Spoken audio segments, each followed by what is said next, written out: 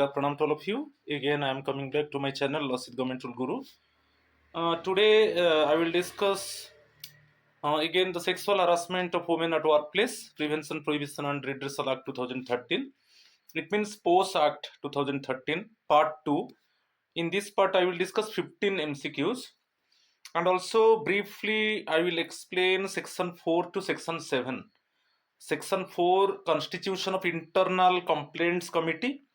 Section 5 about notification of district officer. Section 6, Constitution and jurisdiction of local committee. Section 7, composition, tenure and other terms and conditions of local committee. Okay, section 4 to 7 I will explain briefly, and also I will discuss 15 MCQs. So my friends, please subscribe my channel, share my channel, like my channel, so that you can get notification for my upcoming videos. It is the second part of POS Act 2013. You follow my Facebook page, same Asit Government Rule Guru, and my WhatsApp number is there, 8327782034. If any queries there, you can contact with me and clear your doubt. So I am going to discuss 15 MCQs related to the POS Act 2013. It is part 2, and also briefly I will explain section 4 to section 7. Question number 1 देखिए, who shall be appointed as the presiding officer of the internal complaint committee.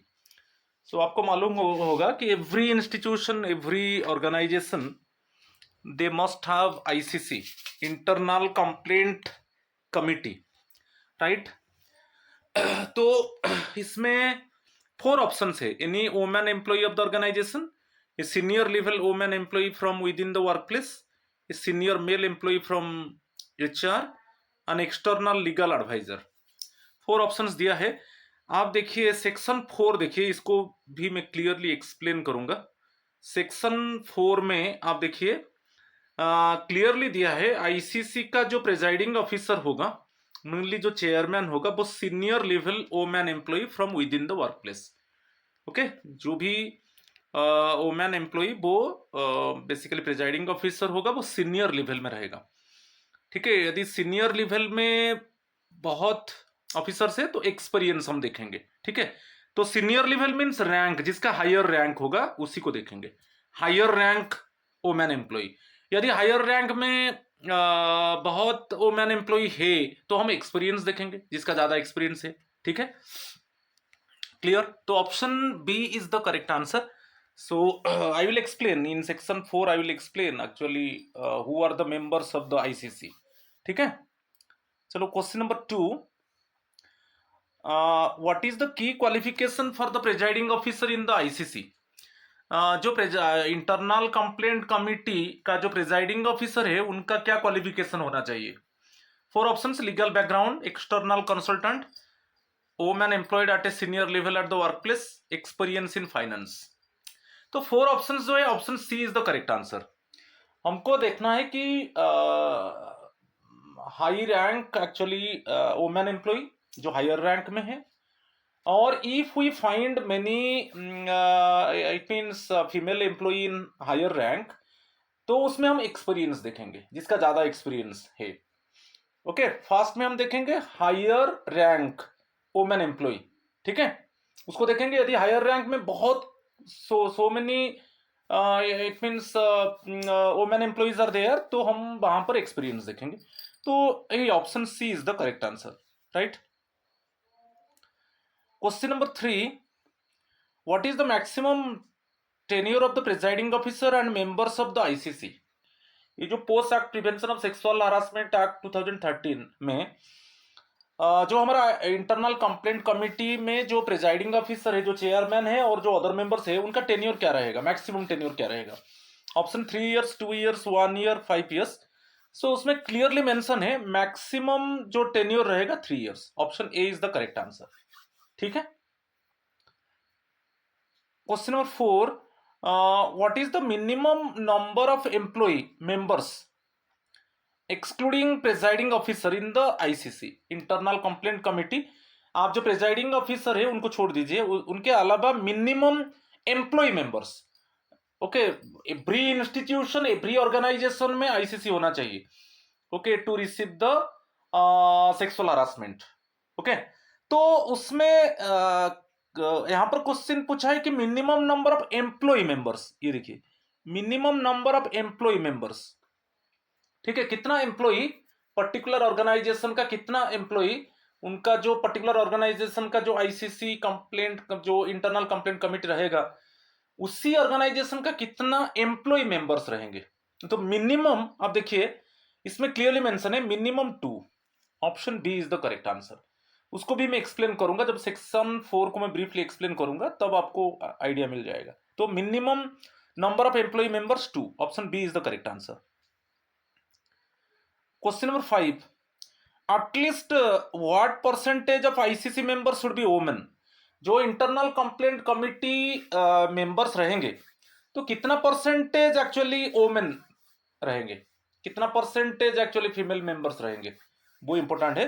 तो आपको याद रखना है यहां पर जो option है 25%, 33%, 40%, 50%। तो जो इंटरनल कंप्लेंट कमिटी है उसमें 50% वुमेन मेंबर्स होना चाहिए, ठीक है। तो option D is the correct answer, minimum 50% होना चाहिए, ठीक है, एटलीस्ट 50% वुमेन मेंबर्स होना चाहिए, option D is the correct answer. Question number 6, which of the following can be appointed as an external member in the ICC। Internal complaint committee में एक chairman होता है, प्रिजाइडिंग ऑफिसर, जो senior level officer होता है, senior level women officer, ठीक है। तो आपको फर्स्ट प्रिजाइडिंग ऑफिसर के ऊपर आइडिया हो गया, सीनियर लेवल वुमेन ऑफिसर होता है चेयरमैन, और 2 members, at least 2 members basically employ of that organisation, और एक एक्सटर्नल मेंबर रहता है। तो एक्सटर्नल मेंबर कैसे हम अपॉइंट करेंगे? 4 options given, a retired male employ of the company, a lawyer from the high court, a person from an NGO working on women's rights, a family member of an employ. देखिए जो external member रहता है यहां पर clearly mention है, external member basically option C, a person from a non governmental organisation working on women's rights, option C is the correct answer, ठीक है। तो अभी हम सेक्शन 4 को एक्सप्लेन करेंगे। सेक्शन 4 बहुत इंपॉर्टेंट है कि constitution of ICC internal complaint committee. तो सेक्शन 4 ये एक्चुअली जो है चैप्टर 2 में है, ठीक है। तो सेक्शन 4 रूल सेक्शन पोजीशन को आपको याद रखना है, कभी कभी क्वेश्चन पूछ लेता है। तो आईसीसी का जो कॉन्स्टिट्यूशन होता है उसमें हम देखेंगे who would be the chairman, who are the members, ये सब देखेंगे, ठीक है। उसका सबसेक्शन 1 देखिए, ओके, सेक्शन 4 का subsection 1, every employer must constitute on ICC in writing. Every organisation, every institution, okay, में आपका आईसीसी होना जरूरी है। ये आपका सेक्शन 4 सबसेक्शन 1 उसको इन्फॉर्म कर रहा है, ठीक है। Next one, if the work place has multiple units और ऑफिसेस, यदि वर्क प्लेस का मल्टीपल ब्रांचेस है कि ऑफिसेस है तो आर डिफरेंट लोकेशंस और divisions, and ICC must be formed at each unit, ठीक है। वर्क प्लेस का पर्टिकुलर वर्क प्लेस का डिफरेंट ऑफिसेस है, यूनिट्स है इन डिफरेंट प्लेसेस, तो एवरी यूनिट में आईसीसी इंटरनल कंप्लेंट कमिटी होना जरूरी है, ठीक है। तो इसमें क्लियरली मेंशन है कि मैंडेटरी है, आईसीसी जो इंटरनल कंप्लेंट कमिटी वो एवरी इंस्टीट्यूशन ऑर्गेनाइजेशन में मैंडेटरी है, ये सेक्शन 4 सबसेक्शन 1 बोल रहा है, ठीक है। अभी हम कॉन्स्टिट्यूशन को चलेंगे, कंपोजिशन को चलेंगे। ये कंपोजिशन ऑफ आईसीसी सबसेक्शन 2 बोल रहा है, इट मीन आप इसको याद रखिए, सेक्शन 4 सबसेक्शन 2 बोल रहा है। तो उसमें जो मेंबर्स हम देखेंगे, आप देखिए first one, presiding officer. Presiding officer a senior level women employ from within the workplace. Senior level higher rank, जो भी वुमेन एम्प्लॉय है उसका हायर रैंक है, उसी को हम प्रिजाइडिंग ऑफिसर बनाएंगे। अच्छा, हायर रैंक में so many suppose female employees are there, तो जिसका एक्सपीरियंस ज्यादा होगा उसको आप प्रिजाइडिंग ऑफिसर बनाइए, मगर senior level women employ, clear हो गया। यदि अवेलेबल नहीं है कोई senior level women employ particular institution में अवेलेबल नहीं है, तो सेम ऑर्गेनाइजेशन का अनदर यूनिट से आप ले जाइए, सेम ऑर्गेनाइजेशन का अनदर यूनिट से, यदि same organisation, suppose same organisation from another unit ये अवेलेबल नहीं है, तो if still not available from any other workplace से ले जाइए, ठीक है, एनी अदर वर्क प्लेस से ले जाइए। तो ये तो कंपल्सरी है, आईसीसी में जो प्रिजाइडिंग ऑफिसर बनेंगे वो senior level woman employ, senior level को मैं क्लैरिफाई किया, जो हायर रैंक में है, यदि in higher rank so many women employees are there and who has more experience, उसको हम ले जाएंगे। यदि अवेलेबल नहीं है, सेम ऑर्गेनाइजेशन का अदर यूनिट से लेंगे। यदि सेम ऑर्गेनाइजेशन अदर यूनिट में नहीं है तो हम एनी अदर वर्क प्लेस से लेंगे, ठीक है। और next one, minimum 2 members from among employees. हम एम्प्लॉइज से 2 मेंबर्स लेंगे, एटलीस्ट लेंगे, मिनिमम, मिनिमम बोला एटलीस्ट, 2 से ज्यादा ले सकते हो मगर minimum 2 members from among employees. अच्छा, उनका हम किसको प्रीफर करेंगे? जो 2 बेसिकली 2 एम्प्लॉइज को हम लेंगे आईसीसी में, एटलीस्ट मिनिमम जो 2 मेंबर्स हम लेंगे should preferably be committed to the cause of women और have experience in social work और लीगल नॉलेज, तो हम प्रीफर करेंगे। ओके, जो भी एटलीस्ट बोला है, मिनिमम 2 से आप ज्यादा ले सकते हो, कोई प्रॉब्लम नहीं, मगर मिनिमम 2 एम्प्लॉइज को हम लेना है। और किसको प्रीफर करेंगे ना? Those are committed to the cause of women और हम एक्सपीरियंस, सोशल वर्क में एक्सपीरियंस है कि कोई लीगल नॉलेज है, उनको ज्यादातर हम प्रीफर करेंगे आईसीसी में मेंबर के आकार में रखने के लिए, ठीक है। तो उसमें क्लियर हो गया।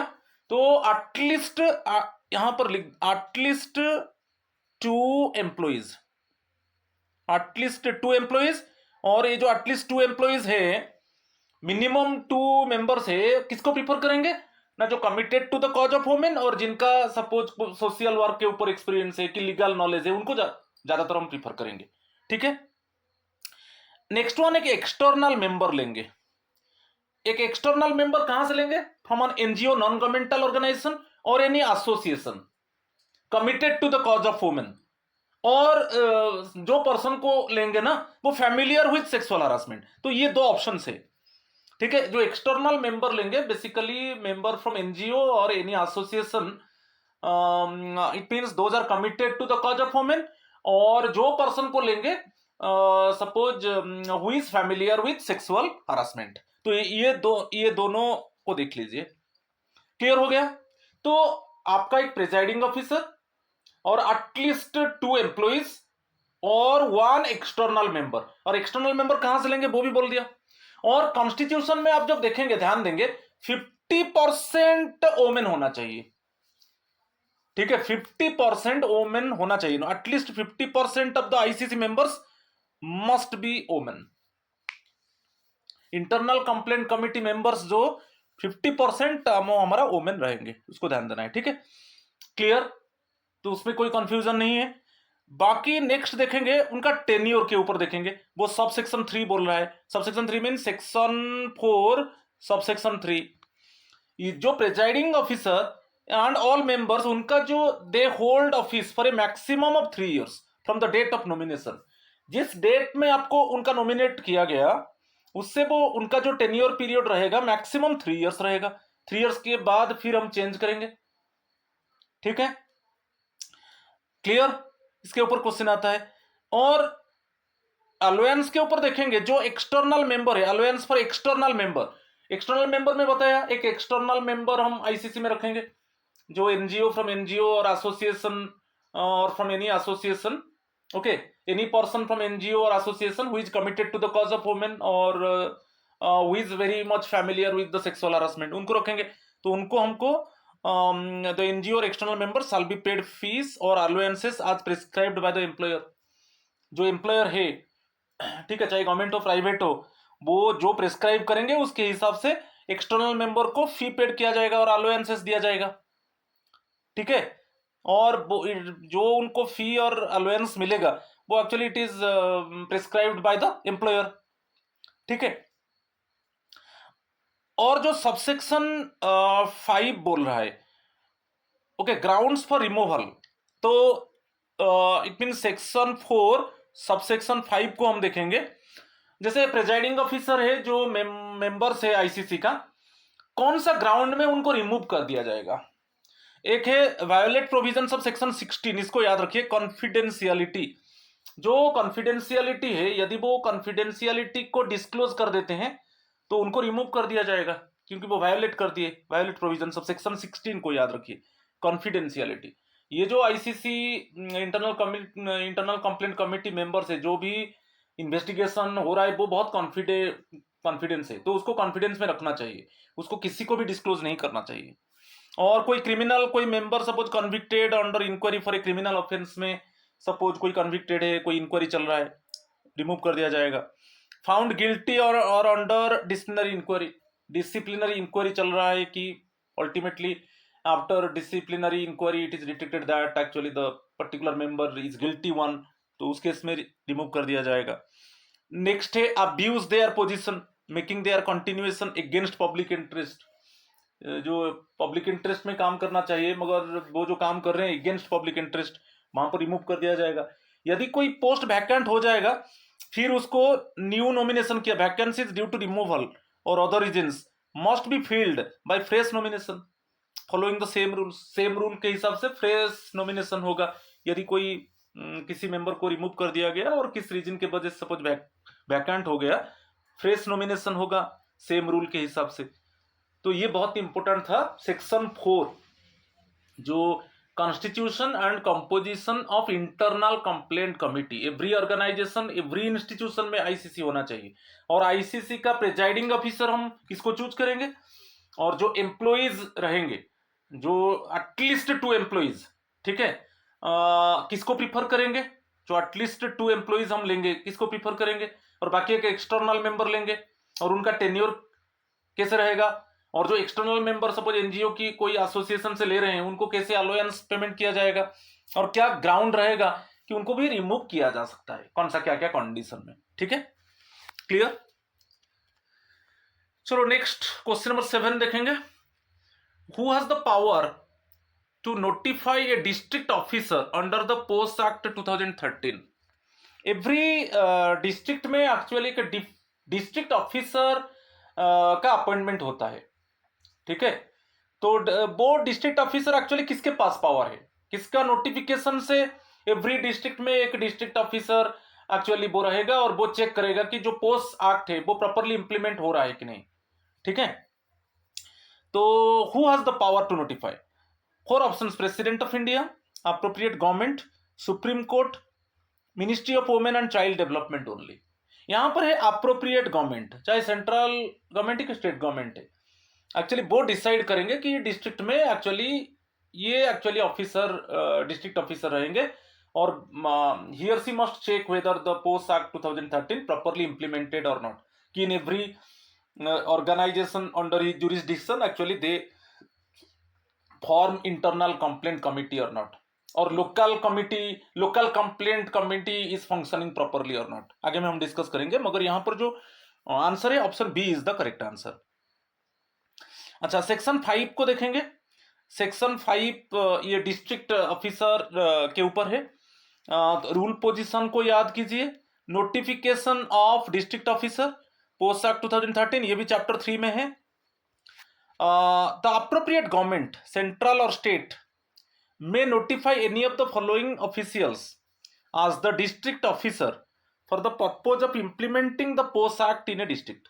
तो एवरी डिस्ट्रिक्ट में एक डिस्ट्रिक्ट ऑफिसर रहेगा जो चेक करेगा कि प्रॉपरली पोस्ट एक्ट इंप्लीमेंट हो रहा है कि नहीं, एवरी इंस्टीट्यूशन ऑर्गेनाइजेशंस में आईसीसी है कि नहीं, और local complaint committee properly function कर रहा है कि नहीं, और जो तहसील लेवल में कि सपोज ब्लॉक लेवल में जो नोडल ऑफिसर है वो प्रॉपरली काम कर रहे हैं कि नहीं, ये सब चेक करेगा डिस्ट्रिक्ट ऑफिसर, ठीक है। तो ये देखिए, डिस्ट्रिक्ट ऑफिसर में भी district magistrate, additional district magistrate, collector और डिप्टी कलेक्टर। तो ये गवर्नमेंट एक्चुअली डिसाइड करता है, इन चारों से वो किसको डिस्ट्रिक्ट ऑफिसर बनाएगा।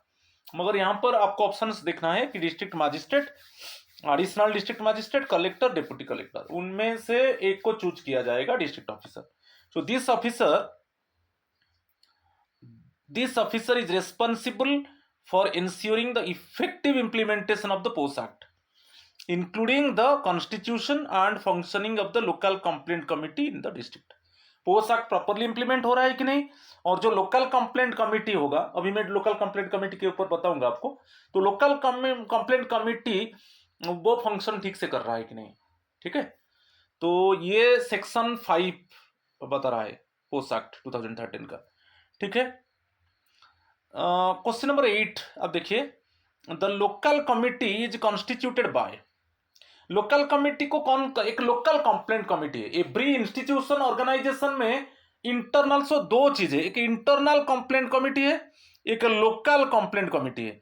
ये जो आईसीसी है ये एवरी इंस्टीट्यूशन ऑर्गेनाइजेशन में है। लोकल कंप्लेंट कमिटी कम होगा, जैसे अनऑर्गेनाइज्ड सेक्टर है जिसमें लेस देन 10 वर्कर्स है, वहां पर तो आईसीसी नहीं है।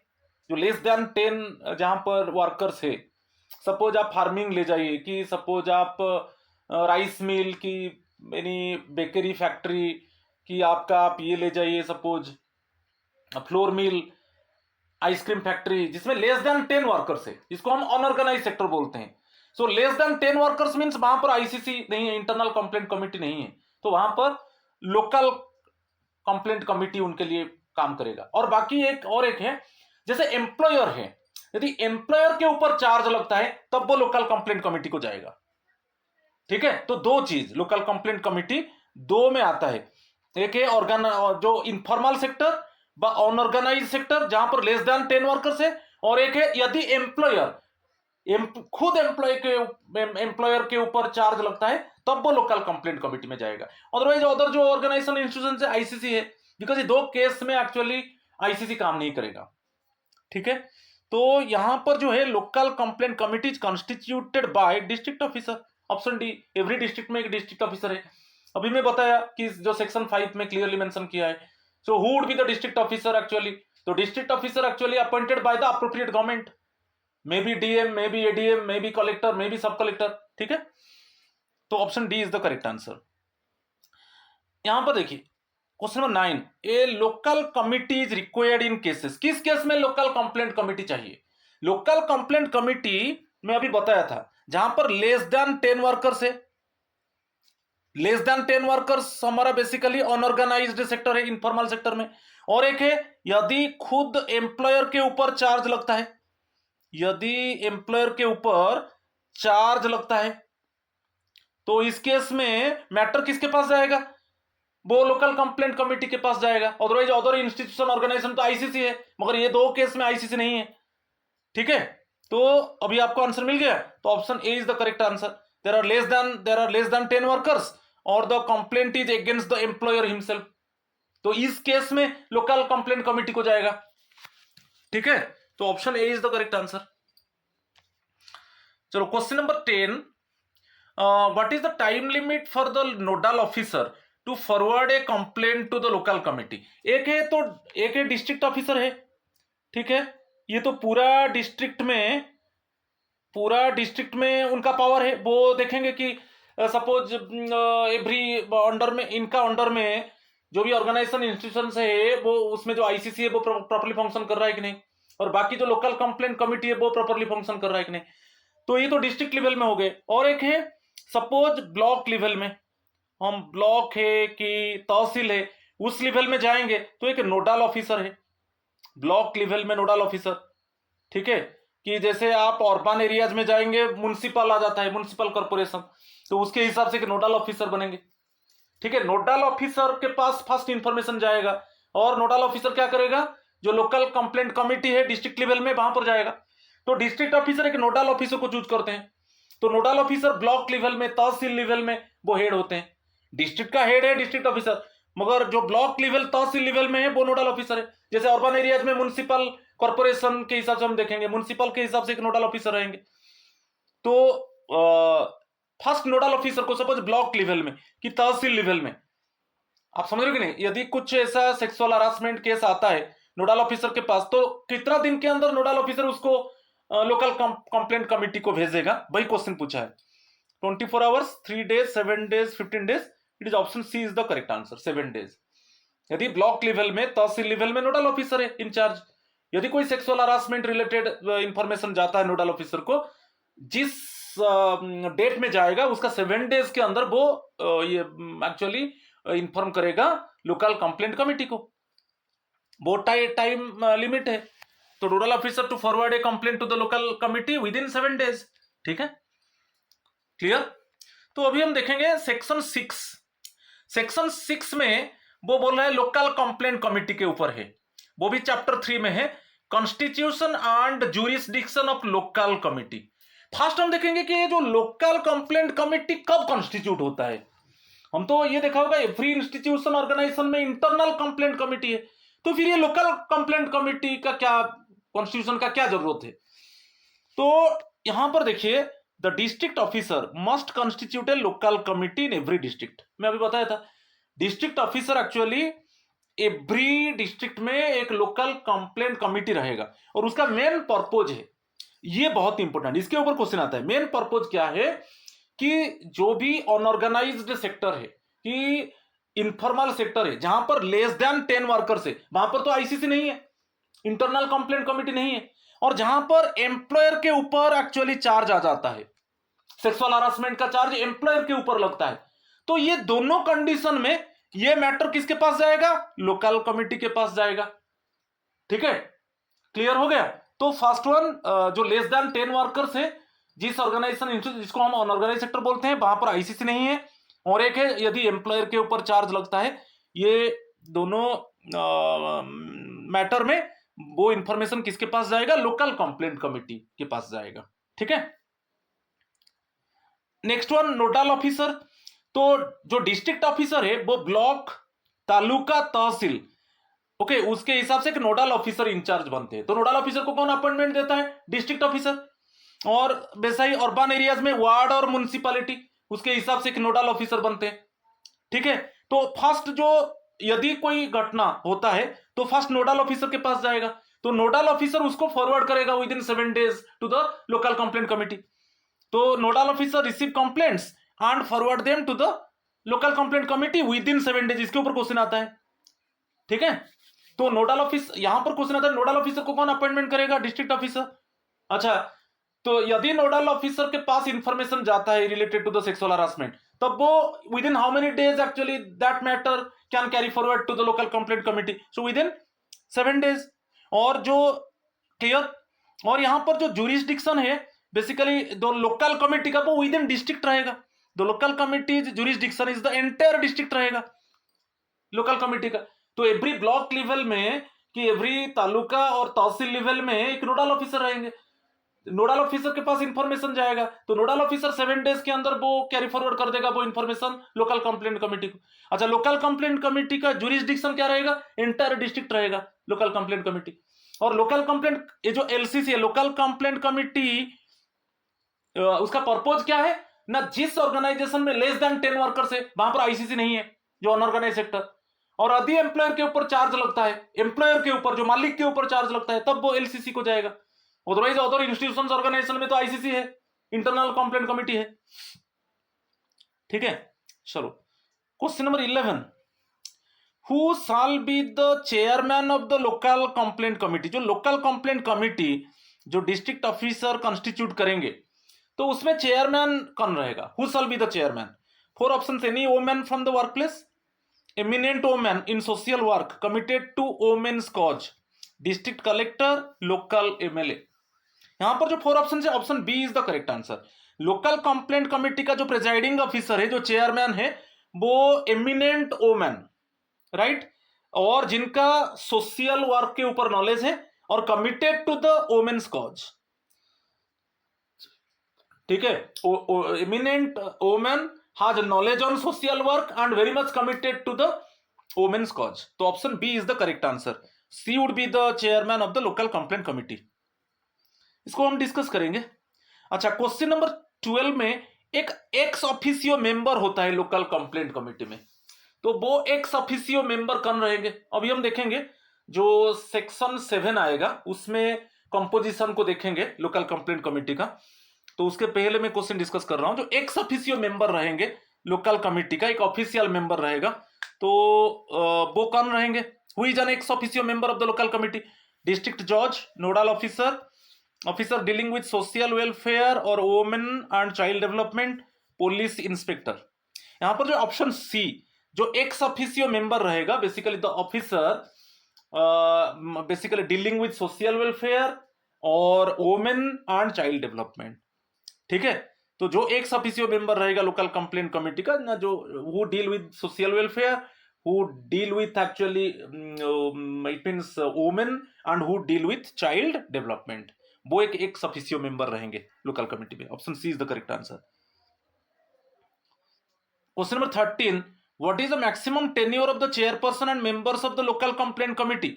जैसे इंटरनल कंप्लेंट कमेटी में जो प्रेजाइडिंग ऑफिसर मेंबर्स थे उनका मैक्सिमम टेन्योर 3 इयर्स था, यहां पर भी वही है 3 इयर्स। लोकल कंप्लेंट कमेटी में जो प्रेजाइडिंग ऑफिसर चेयरमैन की जो मेंबर्स रहेंगे उनका मैक्सिमम टेन्योर 3 इयर्स रहेगा। Option D is the correct answer. Question number 14, which of the following can lead to removal of a member from the local complaint committee। जो local अभी हम internal complaint committee में discuss किया था कि किस कारण के वजह से मेंबर को, आईसीसी मेंबर को रिमूव किया जाएगा, वैसा ही it means at what condition the member of the local complaint committee में बी रिमूव्ड, तो वही है। तो completed 3 years of tenure, took leave during inquiry, violation of confidentiality provisions, fail to attend a training session. मैंने option C, जो section 16 में है post act 2013 का, सेक्शन 16 में कॉन्फिडेंशियलिटी है, तो उसमें क्लियरली मेंशन है जब कोई भी मैटर एक्चुअली इन्वेस्टिगेशन में है वो बहुत कॉन्फिडेंशियल रहना चाहिए, इसको हम डिस्क्लोज नहीं करेंगे, ठीक है। तो ऑप्शन सी, यदि इस कॉन्फिडेंशियल प्रोविजन को वायोलेट किया जाएगा तो वो मेंबर को रिमूव किया जाएगा। तो option C is the correct answer. Question number 15, how many NGO representatives are required in the local committee. Local complaint committee में कितना एनजीओ मेंबर्स रहेंगे। Okay, how many NGO representatives are required in the local committee. Option B 2, okay 2 members रहेंगे, ठीक है। अभी हम constitution, option B is the correct answer. अभी हम लोकल कंप्लेंट कमिटी का कॉन्स्टिट्यूशन को देखेंगे सेक्शन 7 में। देखिए सेक्शन 7 रूल पोजीशन को याद रखिए, composition, tenure and conditions of local committee, ठीक है। लोकल कमिटी में इसका फर्स्ट एक कंपोजिशन है subsection 1। Subsection 1 means section 7 subsection 1। Chairperson अभी मैं बोला था ऑब्जेक्टिव में, एमिनेंट वुमेन जिनका सोशल वर्क के ऊपर नॉलेज है and very much committed to the cause of women. Okay, तो लोकल कंप्लेंट कमिटी जो डिस्ट्रिक्ट लेवल में होता है, हम देखेंगे वो डिस्ट्रिक्ट में जो डिस्ट्रिक्ट ऑफिसर है बेसिकली वो देखेंगे कि एक एमिनेंट वुमेन पर्सनालिटी जिनका सोशल वर्क के ऊपर अच्छा नॉलेज है and very much committed to the cause of women, very much concern related to the women, तो उनको चेयरपर्सन बनाया जाएगा जो बेसिकली लोकल एलसीसी का। और 1 मेंबर नॉर्मली हम लेंगे, उसमें 1 member a women working in a block, taluka, tehsil, ward or municipality within the district. कोई भी women working in a block, okay, a women working in a block, taluka, tehsil, ward or municipality within the district, उसको एक member के हिसाब से लेंगे, okay, जो women काम कर रहा है। और नेक्स्ट है एनजीओ और एनी एसोसिएशन से 2 members from non governmental organisations और similar type of associations, 2 members लेंगे। ये बहुत इंपॉर्टेंट है, ये जो 2 मेंबर्स लेंगे, ये 2 मेंबर से एटलीस्ट 1 वुमेन रहेगा। जो 2 मेंबर्स लेंगे एटलीस्ट 1 वुमेन रहेगा। और प्रीफर किसको करेंगे ना, should be committed to the cause of women और familiar with sexual harassment issues. जो 2 मेंबर्स हम लेंगे, जो एनजीओ, नॉन गवर्नमेंटल ऑर्गेनाइजेशंस और सिमिलर टाइप ऑफ एसोसिएशंस, जो 2 मेंबर्स लेंगे they are very much committed to the cause of women और very much familiar with sexual harassment. और उसमें प्रीफर किया जाएगा जिनका लीगल नॉलेज है, एटलीस्ट 1, देखिए preferably at least 1 should have legal knowledge, at least 1 should have legal knowledge, ये preference में है। और उसमें भी है एटलीस्ट 1 मेंबर वो एससी, एसटी, ओबीसी और माइनॉरिटी में रहेगा। तो ये पूरे ऑप्शन को एक्चुअली 2 मेंबर्स है, 2 मेंबर्स जो है एटलीस्ट 1 वुमेन इसमें रहेगा, डेफिनेटली 1 वुमेन, दोनों हो सकते हैं, दोनों इट मींस वुमेन मेंबर्स रह सकते हैं, मगर एटलीस्ट 1 वुमेन और should be very much committed to the cause of women और familiar with sexual harassment. Prefer किसको करेंगे ना, लीगल नॉलेज। तो हम ये देखेंगे कि at least one member must have legal knowledge, और उसमें भी क्लियर है कि एटलीस्ट वन वो SC ST OBC और माइनॉरिटी कम्युनिटी से रहेगा। तो इसमें एटलीस्ट चल रहा है, तो 2 members at least one women, prefer करेंगे at least one member should have knowledge on legal matters, और एटलीस्ट वन मेंबर हम लेंगे belongs to SC ST OBC और माइनॉरिटी। ये बहुत इंपॉर्टेंट। तो ये 2 मेंबर्स रहेंगे, NGOs और सिमिलर टाइप ऑफ एसोसिएशंस। ठीक है। Next one, x officio member, एक ऑफिसर रहेगा जो डील कर रहा है social welfare, women and child development district में। एक्स ऑफिसियो मेंबर उनको लेंगे। ठीक है, क्लियर। और टेन्योर जो रहेगा, चेयरपर्सन है कि मेंबर्स है, उनका टेन्योर मैक्सिमम 3 इयर्स रहेगा, जैसे ICC का है। तो आपको यहां पर देखना है कि ICC और LCC इसमें क्या डिफरेंस है। LCC 2 केस में है। Local complaint committee, local complaint committee district level में है, उसको कॉन्स्टिट्यूट कौन करता है, डिस्ट्रिक्ट ऑफिसर। ठीक है। और लोकल कंप्लेंट कमेटी कब बनता है ना, जब जो बेसिकली ऑर्गेनाइजेशंस में लेस देन 10 वर्कर्स है, वहां पर ICC नहीं है। और एक है यदि एम्प्लॉयर खुद मालिक के ऊपर यदि चार्ज लगता है, सेक्सुअल हरासमेंट चार्ज, तब वो LCC में जाएगा। और यहां पर एवरी ब्लॉक लेवल, तहसील लेवल में, और basically urban areas municipal level में, वार्ड लेवल में डिस्ट्रिक्ट ऑफिसर एक नोडल ऑफिसर को अपॉइंट करेगा। नोडल ऑफिसर एक्चुअली जब इंफॉर्मेशन कलेक्ट करता है इस तरीके का इंफॉर्मेशन, तो विद इन 7 डेज वो कैरी फॉरवर्ड कर देगा LCC को। LCC में एक प्रेजाइडिंग ऑफिसर में बताया, एक बेसिकली एमिनेंट वोमैन जिसका सोशल वर्क के ऊपर नॉलेज है and very much committed to the cause of women, और 1 मेंबर वर्किंग जो बेसिकली वोमेन वर्किंग से ब्लॉक डिस्ट्रिक्ट जो है एक वोमेन मेंबर को लेंगे, और 2 NGO, 2 मेंबर्स हम लेंगे NGO और सिमिलर टाइप ऑफ एसोसिएशंस, और एक रहेगा x officio member. X officio member भी वो एक ऑफिसर रहेगा जो डील विथ सोशल वेलफेयर और वुमेन एंड चाइल्ड डेवलपमेंट। ठीक है। और ये टेन्योर जो रहेगा चेयरपर्सन एंड मेंबर्स का LCC का 3 इयर्स। तो उसमें मैं बहुत क्लैरिटी के साथ एक्सप्लेन किया सेक्शन 4 टू सेक्शन 7। ये बहुत इंपॉर्टेंट है, ICC LCC बहुत इंपॉर्टेंट है, बार बार बहुत क्वेश्चन आता है। ठीक है। तो ये मेरा सेकंड पार्ट था, 15 MCQs डिस्कस किया, और नेक्स्ट जो सेक्शन 8 से नेक्स्ट पार्ट के लिए आप वेट कीजिए। तो please do not forget to subscribe my channel, share my channel, like my channel. Okay, so thank you and नमस्कार टू ऑल ऑफ यू।